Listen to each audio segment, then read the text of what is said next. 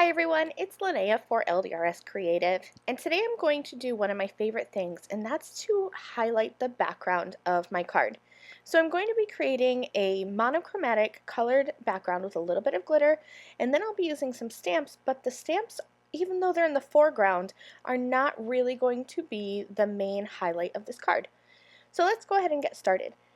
I have the Basketweave layering stencils, and this is a set of 2 stencils. Doesn't really matter which one you do first, so I'll just grab one and I'm going to temporarily adhere that onto a 4 by 4 inch white piece of cardstock.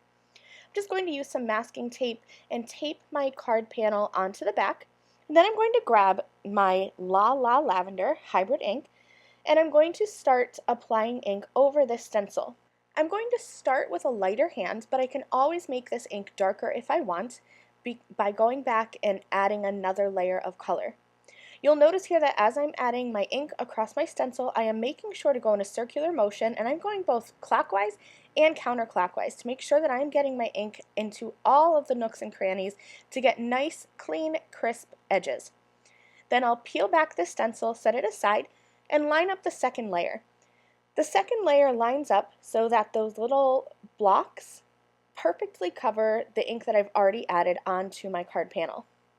I could add another color of purple ink or any other color of ink onto the stencil, but I decided to use some glitter gel to have a monochromatic but sparkly background. Like I said in the beginning of this video, backgrounds are my favorite part of the card, and I usually like to add something special to the background, whether that's a pop of color or a little bit of glitter. So this time I'm keeping a monochromatic color, but I'm adding some glitter. This Basketweave stencil looks fabulous in any colors. Usually you think of a wicker color basket, maybe using iced tea hybrid ink, but I thought it would be fun to switch it up.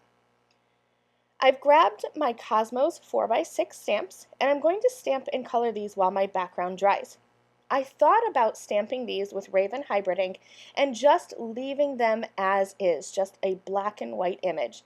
And honestly, I thought that that would be really great, but I wanted to add a little bit of shadow and a little bit of dimension to these images. So I stamped them once with Raven hybrid ink, and now I'm going to go in and just add a bit of color.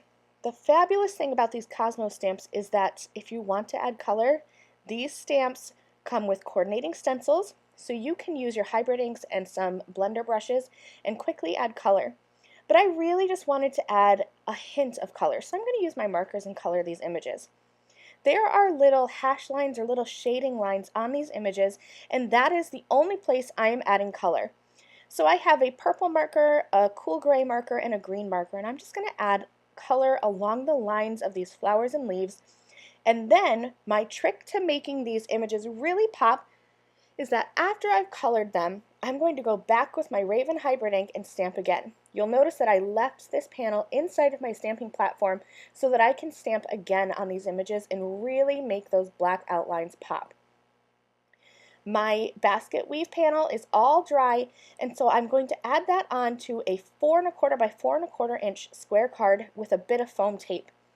Now I'm just going to play around with my Cosmos images as well as my sentiments and figure out how I want to build this card. Everything's going to get added with foam tape for dimension, and this card is finished. I love how that background, even though it's not the foreground piece, is definitely the highlight of this card, and the way that that little bit of Copic coloring makes those Cosmo images shine is perfect. Thanks so much for joining me. I'll see you soon. Bye!